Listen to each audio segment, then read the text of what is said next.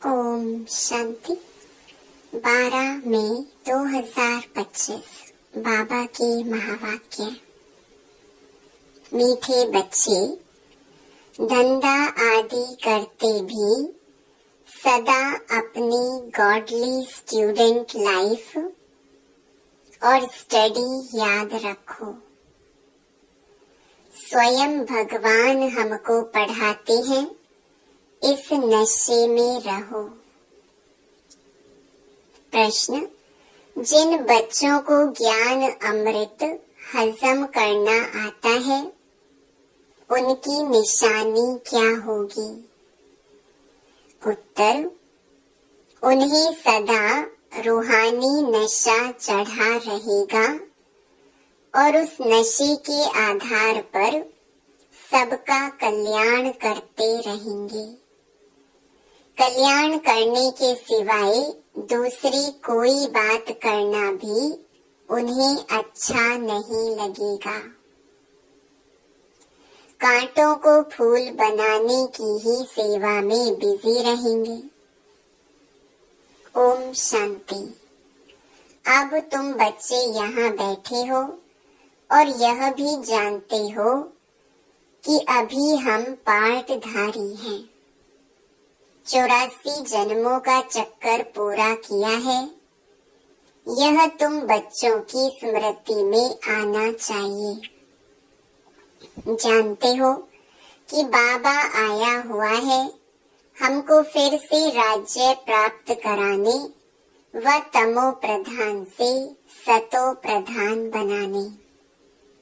यह बातें सिवाय बाप के और कोई नहीं समझाएंगे।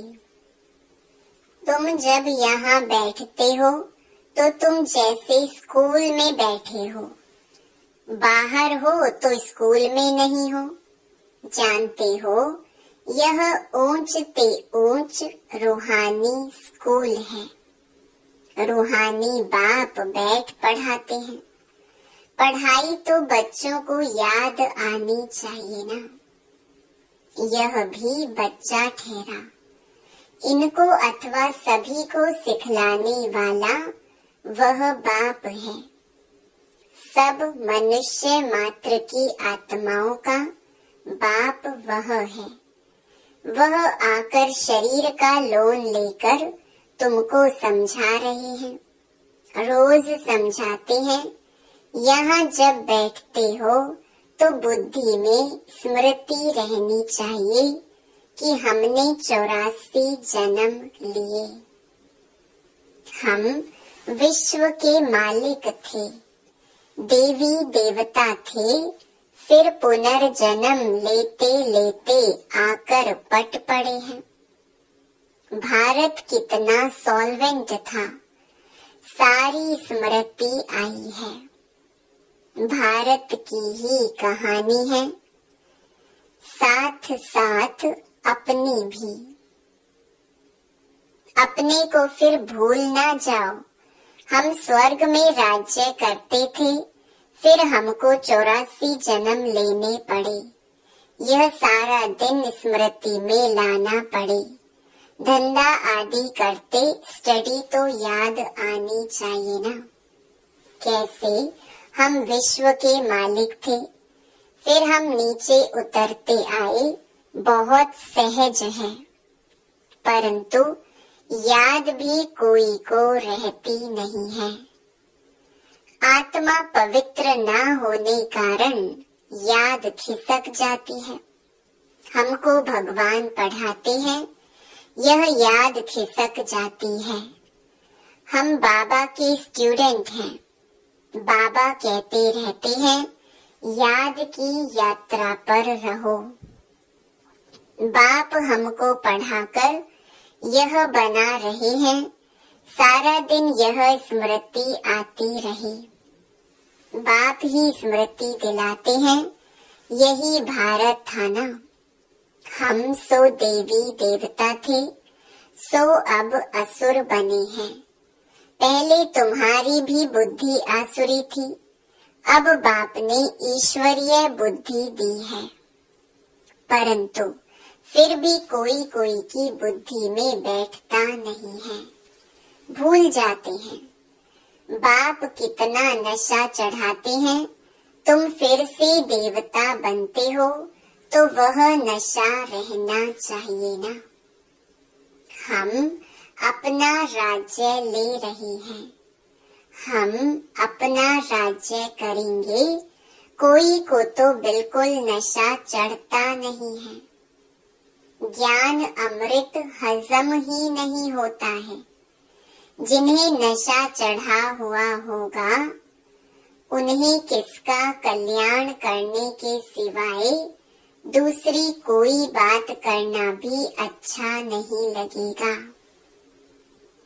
फूल बनाने की सर्विस में ही लगे रहेंगे।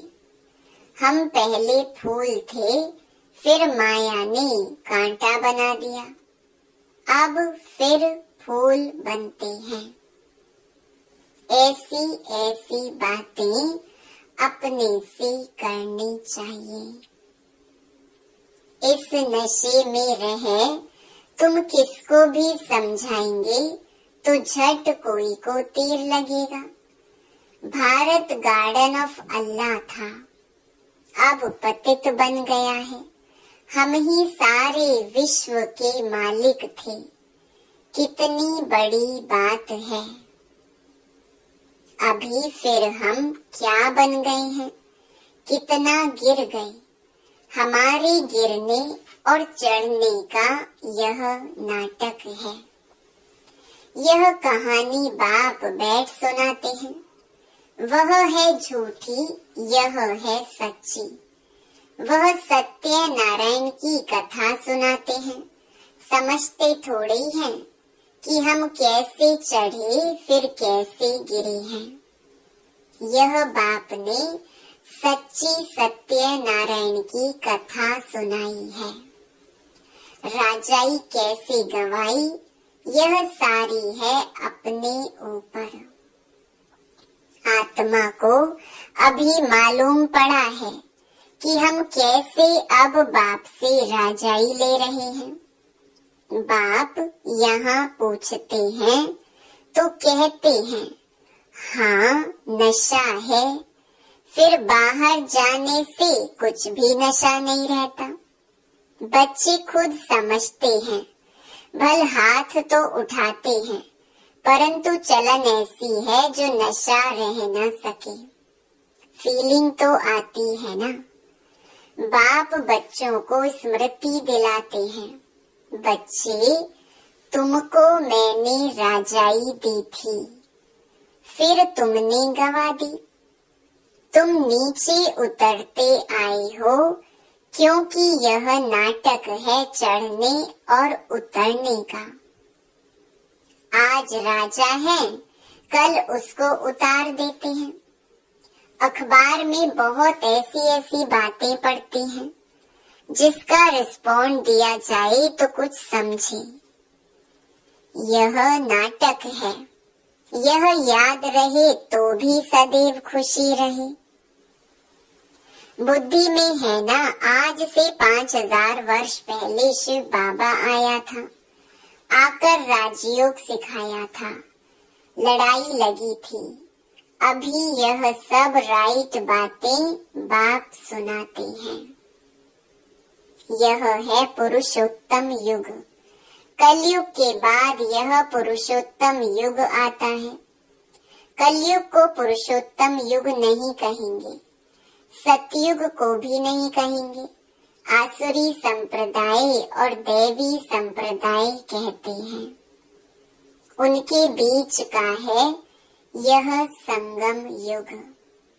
जबकि पुरानी दुनिया से नई दुनिया बनती है, नई से पुरानी होने में सारा चक्कर लग जाता है।